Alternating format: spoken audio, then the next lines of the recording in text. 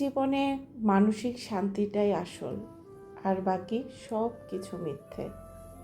আপনার কাছে টাকা আছে, বাড়ি আছে, গাড়ি আছে, কিন্তু মানসিক শান্তি নাই, তার মানে আপনার কাছে কিচ্ছু নাই।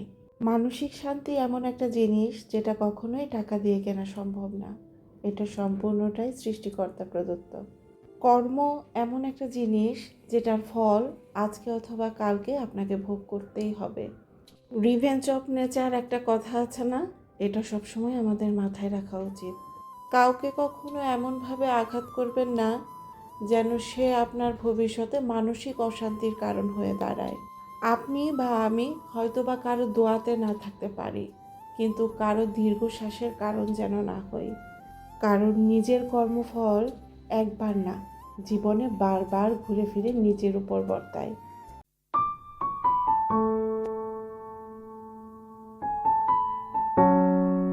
আসসালামু আলাইকুম, welcome back to my channel my daily life and kitchen থেকে আমি শিশির নতুন একটা ভিডিওতে ওয়েলকাম করছি। আশা করছি সবাই ভালো আছেন, সুস্থ আছেন। আমিও আলহামদুলিল্লাহ ভালো আছি। সবাইকে লিচুর শুভেচ্ছা জানিয়ে আজকের ভিডিওটা শুরু করছি। কম বেশি সবারই মনে হয় লিচু কাঁঠাল খাওয়া শুরু হয়ে গেছে। তো এগুলো হচ্ছে দেশি আম, বাড়ির গাছের। সকালবেলা আব্বা এক ব্যাগ ভর্তি করে আম নিয়ে এসেছে, তো নিজেদের জন্য কিছুটা রেখে বাদবাকিগুলো আশেপাশের ভাবিদের দিয়ে দিব। আজকের ভিডিওটা সকালের নাস্তার পর থেকে শুরু করছি। মেয়ে ঘুমাচ্ছিল, অফিসের কিছু কাজ ছিল, পাশাপাশি অনেকগুলো জুট ট্রাক্স এসেছে, তো সেগুলো দেখে দেখে চেক দিয়ে রিসিভ করছিলাম। বাহিরের কাজ শেষ করে এসে দেখি মেয়ে ঘুম থেকে উঠে গেছে, তো এখন ওকে খাইয়ে দিচ্ছি। যেদিন আমার সাথে ঘুম থেকে উঠে যায় সেদিন হয়তো বা মা মেয়ে এক প্লেটে বসে পড়ি, আমার প্লেট থেকে ওকে খাওয়াতে থাকি। সেই ক্ষেত্রে সময়টা আমার একটু সেভ হয়। আর যেদিন ওকে আলাদা করে খাওয়াতে বসতে হয় সেদিন কিন্তু আলাদা করে একটু সময় বের করে নিতে হয়। আর বাচ্চাদের খাওয়ানোর জন্য একটু সময় বের করা মানে যে কত লম্বা সময় বের করা, এটা মনে হয় প্রত্যেকটা বাচ্চার মাই বোঝে। প্রতিদিন বাবা অফিস যাওয়ার আগে বাবার পা ধরে দাঁড়িয়ে থাকে, বাবা তোমাকে আজকে অফিসে যেতে হবে না, তুমি বাসায় থাকো। আর একবার না অনেকবার করে আল্লাহ হাফেজ দিতে হয়। তারপর বাবা মেয়েকে অনেক বুঝিয়ে শুনিয়ে বাসায় রেখে যায়। আসলে প্রত্যেকটা মেয়ে বাচ্চায় মনে প্রচুর পরিমাণ বাবা ভক্ত হয়। বাবাদের কাছে মেয়ে যেমন ইমোশনের জায়গা, মেয়েদের কাছেও কিন্তু বাবা শব্দটা খুবই ইমোশনের জায়গা। মেয়েদের যত আবদার, যত অভিযোগ, যত চাওয়া, সব কিছু কিন্তু মায়ের থেকে বাবার কাছেই বেশি থাকে।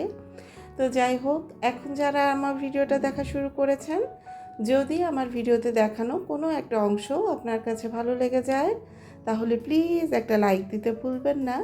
আর আজকে যারা আমাকে প্রথম ভিজিট করছেন, চাইলে চ্যানেলটা সাবস্ক্রাইব করে দিতে পারেন। এখন এমন একটা সময় পার করছি যেখানে ঘরে বাইরে সমান তালে কাজ করা লাগছে। আসলে যে যে কাজ নিয়ে ব্যস্ত থাকে সেই কিন্তু সেই কাজের জ্বালাটা বুঝতে পারে। তো একটু আগেই অফিসের কাজ শেষ করে এসে বসেছি শাহি গরম মশলা বানানোর জন্য। আপুরা শেষ সময়ে এসে শাহি গরম মশলার উপরে এত প্রেশার দিচ্ছেন, মোটামুটি প্রতিদিনই এই মশলাগুলো বানাতে হচ্ছে। যেহেতু কুরবানির ঈদ, আর যারা একটু ভোজন রসিক তারা আসলে শাহি গরম মশলাটা খুব বেশি প্রিফার করেন। তো একটা কথা শেয়ার করে দিচ্ছি, আগামী 4 তারিখ পর্যন্তই কিন্তু কুরিয়ার খোলা থাকবে। এরপর কিন্তু কুরিয়ারের সমস্ত কার্যক্রম বন্ধ হয়ে যাবে। তো যাদের যাদের অর্ডার করার আছে দ্রুত দ্রুত কিন্তু অর্ডার করে ফেলতে হবে। গতবার রোজার ঈদেও কিন্তু অনেক আপুরা ঈদের 2 দিন আগে নক দিচ্ছিলেন ঘিয়ের জন্য, মশলার জন্য। সেগুলো কিন্তু আর সেই মুহূর্তে দেওয়া সম্ভব হয়নি। অনেক আপু ঈদের পরেও নিয়েছেন। এটা যেহেতু সম্পূর্ণ হোমমেড, বাসায় তৈরি করা হয়, তো যাদের যাদের লাগবে একটু দ্রুত আমাকে ইনবক্স করবেন। কাজের দিক থেকে এত প্রেসারে আছি, এর মধ্যে আমার কাজের খালা আসেনি। তো মশলাগুলো রেডি করার পর ঘরের মধ্যে কিন্তু বেশ ময়লা হয়েছে, তো সেগুলো একটু করে পরিষ্কার করে নিচ্ছি। আমার আম্মা জান একা একা বাসায় থাকলে বাসা যতটুকু না এলোমেলো করে, ওর বাবা আর ও একসঙ্গে বাসায় থাকলে তার থেকে বেশি এলোমেলো হয়। ওর বাবার কাছে ওকে দিয়ে আমি যদি কোনো কাজ করতে যাই তাহলে দেখব সেই জায়গার উপর একেবারে বুলডোজার চলেছে। মেয়ে মেয়ের মতো দুষ্টুমি করবে, আকাম করবে, বাবার সেদিকে কোনো খেয়ালই নেই। তো আমি যখন এসে বলবো এই দুষ্টুমিগুলো তুমি কেন করেছো, তখন মেয়ে বলবে মা তুমি বাবাকে বলেছিলে আমাকে খেয়াল রাখার জন্য, বাবা আমার একদমই খেয়াল রাখেনি, তাই ভুল করে দুষ্টুমি করে ফেলেছি। এইমাত্র এদিকে ঝাড়ু দিয়েছি, মেয়ে আর মেয়ের বাবা কিন্তু এখানে বসা ছিল। তো এই যে এখানে অনেকগুলো ম্যাজিক বল একবারে চাটকা ফাটকা করেছে। এটার মধ্যে কলম রেখেছে। তো মেয়ের বাবা কিন্তু এখানে বসা, কিন্তু এক মুহূর্তে অবস্থাটা দেখেন, ওই যে ওই সাইডে কেবল ঝাড়ু দিয়ে এসেছি, আবারও কিন্তু সেখানে ময়লা ফেলেছে। তো এত ব্যস্ততার ভেতরে যখন এক কাজ 2বার 3বার করে করা লাগে, তখন আমার মাথার অবস্থাটা কেমন লাগে বলেন তো। আসলে সংসার জীবনে মেয়েদের কি পরিমাণ ধৈর্যের পরীক্ষা যে দিতে হয়, এটা মনে হয় দিন যাচ্ছে আরও বেশি উপলব্ধি করতে পারছি। সংসার ছোট হোক বা বড় হোক, ঘুরে ফিরে কাজ কিন্তু একই। দেখাচ্ছে যে কোনো সংসারে কাজ হয়তো বা একটু বেশি, আবার কোনো সংসারে একটু কম, কিন্তু ঘরে বাইরে সমান তালে কোনো কাজ একসঙ্গে প্রপারভাবে মেনটেন করা, এটা কিন্তু খুবই কঠিন একটা কাজ। আমাকে অনেক আপুরাই এখন কমেন্ট করেন, তারপর হচ্ছে ইনবক্সে নক করেন যে আপু তুমি অনেক কাজ করতে পারো, আপু তুমি অনেক পরিশ্রমী, তোমার কাজ করা দেখলে কাজের এনার্জি পাই। তো আসলে আমি কতটুকু পরিশ্রমী সেটা বলতে পারবো না, তবে আমার ভেতরে যেটা আছে, প্রচণ্ড রকম জেদ। আমি খুবই জেদি প্রকৃতির মানুষ। আমার এই জেদগুলো পূরণ করার জন্য যতটুকু পরিশ্রম করা দরকার, আমি চোখ বন্ধ করে সেই পরিশ্রমটুকু করতে পারি বা করতে পারবো, এটাই আমি জানি।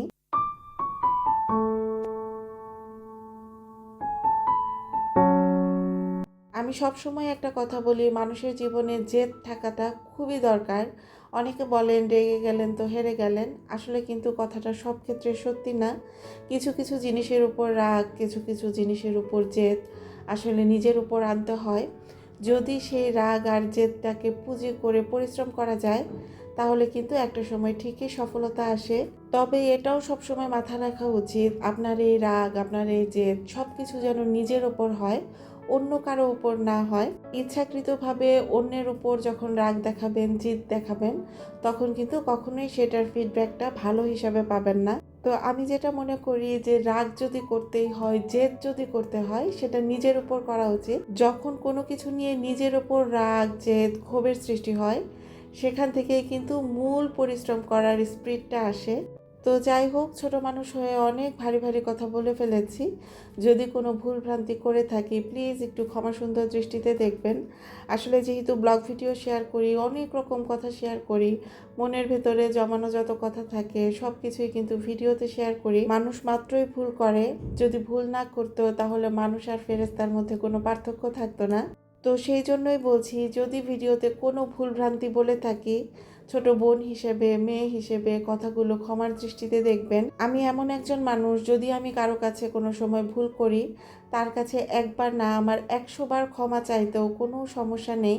কিন্তু কোনো কারণে যদি মিথ্যা কোনো জিনিস আমার উপর আরোপ করা হয়, চাপানো হয়, তাহলে আসলে সেই জিনিসগুলো আমি কিছুতেই মেনে নিতে পারি না। ইউটিউবে আমরা যারা সমসাময়িক কাজ করা শুরু করেছিলাম, অনেকেই কিন্তু ইউটিউবকে বিদায় জানিয়েছেন। আসলে এটা এমন একটা জায়গা যেখানে আজকে কাজ করব, কালকে থাকবো না। তো আসলে আমাদের সবার মন মানসিকতা এমন রাখা উচিত, আমরা যেন ভুলেও কেউ কারো রুহের হায়ের কারণ না হই। যতদিন এখানে কাজ করব, আমরা যেন খুব সম্মানের সাথে সুন্দর একটা ইমেজ নিয়ে সুন্দর পরিবেশে কাজ করে যে যার মতো যেতে পারি।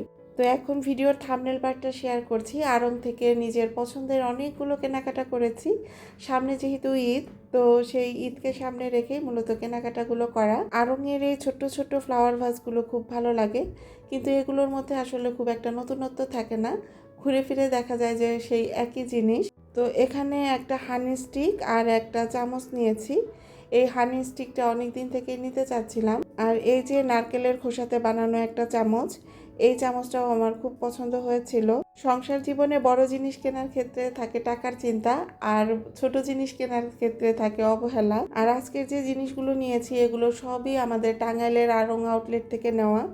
তো সব থেকে টার্গেটেড জিনিস যেটা ছিল, মেইনলি যেটার জন্য আড়ংয়ে গিয়েছিলাম, সেটা হচ্ছে এই ট্রেটা। কিছুদিন আগে বসুন্ধরার যে আড়ং আউটলেটে ঘুরে এসেছি, ওখানে কিন্তু এই ট্রেটা আমি পাইনি।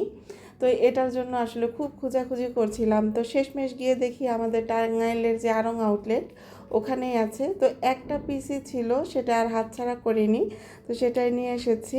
ট্রেটা সম্ভবত 1233 টাকা প্লাস ভ্যাট এরকম দাম ছিল। আর এই যে এগুলো হচ্ছে আমার আম্মাজানের কেনাকাটা, ছোট ছোট হাঁড়ি পাতিল। আর এগুলো কিন্তু মাটির না, কাঠের ছিল। পার পিস সম্ভবত 200 টাকা করে পড়েছিল। একটা ভিডিওতে বলেছিলাম মেয়ে বাচ্চা মানে ঘটি বাটি কিনবে, এটা একটা জেনেটিক বিষয়। এই যে এখানে একটা মাটির হাঁড়ির সেট কিনে ফেলেছে। জিনিসগুলো এত কিউট, আর এগুলো যখন দেখছিলাম আমার ছোটবেলার কথা খুব মনে হচ্ছিল। আমাদের সময় আড়ং থেকে এরকম সুন্দর সুন্দর হাঁড়ি পাতিল কেনা তো বুঝতাম না, কিন্তু এই হাঁড়ি পাতিল দিয়ে কিন্তু আমার মনে হয় প্রত্যেকটা মেয়ে খেলাধুলা করেছে। ছোটবেলায় আম্মু কাদামাটি দিয়ে এগুলো বানিয়ে দিত, কোনো কোনো সময় নিজেরাও বানানোর চেষ্টা করতাম, কিন্তু এখনকার বাচ্চারা কাদামাটি কোথায় পাবে। আমার মনে আছে ছোটবেলায় আমার আম্মু নিজের হাতে আমাকে 2-3টা চুলা বানিয়ে দিয়েছিলেন, সেগুলো কিছু কিছু ভেঙেও ফেলেছি। আর যেগুলোতে আসলে হাঁড়ি বসিয়ে রান্নাও করা যেত, আর টুকটাক যা মাটির হাঁড়ি পাতিল কেনা হতো এগুলো সব মেলা খেলাতেই পাওয়া যেত। মূলত আড়ংয়ে গিয়েছিলাম ওই ট্রে কেনার জন্য, তো গিয়ে এই 2টা ওয়ান পিস খুব পছন্দ হয়েছে।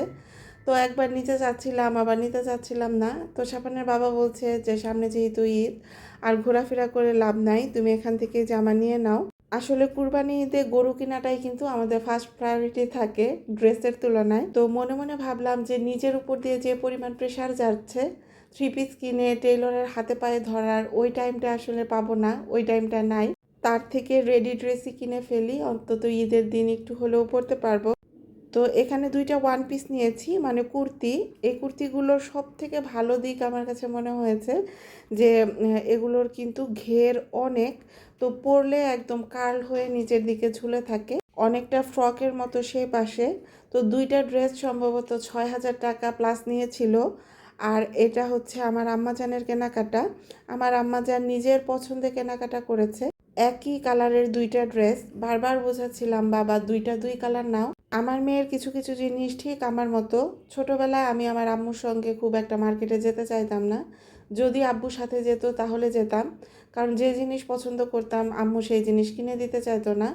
আম্মু আম্মুর পছন্দ মতো কিনে দিত, তখন খুব রাগ হতো, কান্না আসতো। তো মেয়ে একাই মনের আনন্দে ঘুরে ঘুরে এই যে 2টা ড্রেস হাতে নিয়েছে, এই 2টা ড্রেস তাকে কিছুতেই ছাড়ানো যাচ্ছিল না। তো সঙ্গে যেহেতু তার বাবা ছিল, আমি খুব একটা কিছু বলতেও পারছিলাম না। তো ওর বাবা বলছে ও যেটা পছন্দ করেছে সেটাই নিয়ে নাও। তো খুব সুন্দর ম্যাজেন্ডা কালারের মধ্যে 2টা ড্রেস, আসলে কিন্তু পরলে আমার আম্মাজানকে খুবই সুন্দর লাগছিল। আর 2টা ড্রেসের মধ্যে সামান্য একটু হাতের কাজ করা ছোট ছোট।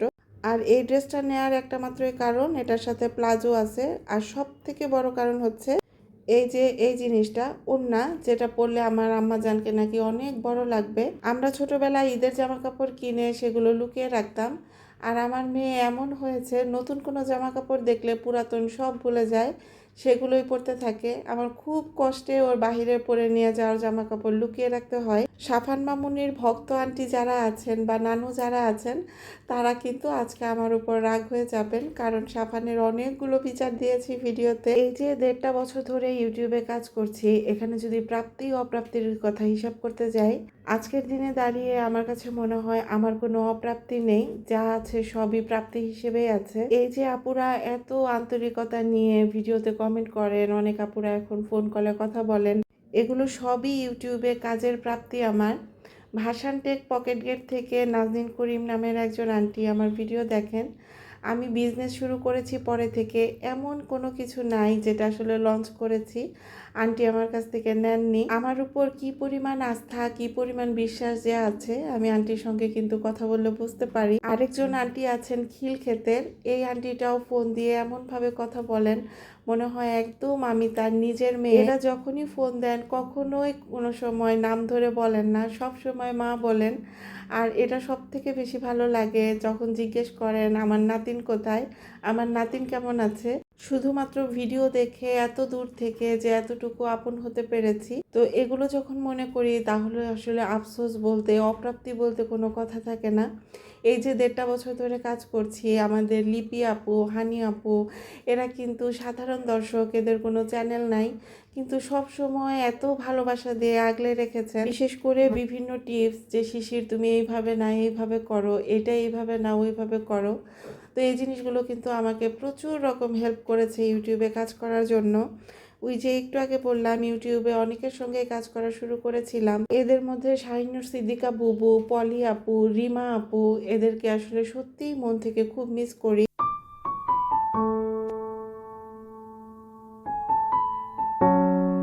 আপনাদের সঙ্গে কথা বলতে বলতে দুপুরের রান্নাটাও কিন্তু শেষ করে ফেলেছি। এখানে আলু দিয়ে লইট্টা শুটকি রান্না করেছি, আর অন্য আরেকটা চুলাতে হচ্ছে মুরগির মাংস রান্না করছি। মুরগির মাংস রান্না করতে করতে একেবারে কাহিল অবস্থা। আমার মেয়ে 1-1.5 বছর আগেও মাছ খেতে বেশি পছন্দ করতো মাংসের তুলনায়। এখন সে পুরোপুরিভাবে মাংসে আসক্ত হয়ে গেছে। মানে মাছ দিয়ে খাওয়ানো শুরু করলে খুব ভঙ্গিমা দেখায়, আর যদি মাংস দিয়ে খাওয়ানো শুরু করি তাহলে কিন্তু খুব একটা ডিস্টার্ব করে না। আমার কাছে মনে হয় বেশিরভাগ বাচ্চাদেরই মাংস আর বিরিয়ানি এই দুইটা খাবারের দিকে অন্যরকম ঝোঁক থাকে। আর এইদিকে বাচ্চাদের জন্য মুরগির মাংস রান্না করতে করতে মায়েদের মাংসের প্রতি একটা অভক্তি এসে যায়। আসলে এটা আমি সম্পূর্ণই নিজের অপিনিয়নটা দিলাম, কার কেমন অবস্থা আসলে আমি বলতে পারবো না। এক একজনের রুচি পছন্দ এক এক রকম থাকবে, এটাই তো স্বাভাবিক। তো আমাদের এদিকে কিন্তু ভালোই বৃষ্টি হচ্ছে, গুড়ি গুড়ি বৃষ্টির মধ্যেও বাইরে বেড়ানোর জন্য বের হয়ে গেছি। আমরা জীবনে যত কাজ করি, যত পরিশ্রম করি, যত টাকা পয়সা আর্নিং করি, কিন্তু ফ্যামিলি টাইম বলে যে একটা শব্দ, এই শব্দটা আসলে আমাদের জীবনে রাখা উচিত। এই যে এত এত কাজের প্রেশার, এত এত ব্যস্ততা, এর মধ্যে যদি আধা ঘন্টা আপনি ফ্যামিলি টাইম স্পেন্ড করেন, আমার কাছে মনে হয় অনেকটা কিন্তু রিফ্রেশমেন্ট নিয়ে আসে। তো এটা হচ্ছে আমার প্রাণের শহর টাঙ্গাইল, যেখানে আমি আসলে ছোটবেলা থেকে বড় হয়েছি। যদিও আমি টাঙ্গাইলের মেয়ে না, কিন্তু বাবার কর্মসূত্রে ছোটবেলা থেকে কিন্তু বেড়ে ওঠা টাঙ্গাইলের নতুন কাচ্চি ডাইনের আউটলেট হয়েছে, তো সবাই হুমড়ি খেয়ে সেই কাচ্চি ডাইনে গিয়ে পড়ছে। আমরাও মূলত কাচ্চি ডাইনের কাচ্চি খাওয়ার জন্য এসেছিলাম, কিন্তু একেবারেই কোনো খাওয়া দাওয়ার অবস্থা তো নাই, কোনো সিরিয়াল পাওয়ার অবস্থা নাই। তো এরপর কাচ্চি ভাইয়ে গিয়েছিলাম, সেখানেও একই অবস্থা। তো কাচ্চি খাওয়াটাই যেহেতু মেইন টার্গেট ছিল, কাচ্চি না খেয়ে তো বাসায় যাব না। তো কাচ্চি খাদক নামের একটা রেস্টুরেন্টে কাচ্চি খেয়ে এসেছি, যদিও কাচ্চিটা আমার একেবারেই ভালো লাগেনি। তো রাতের খাবারটা আমরা বাইরেই খেয়েছিলাম, এখন বাসায় চলে যাচ্ছি। তো আজকের ভিডিওটা এখানে শেষ করছি। আল্লাহ হাফেজ।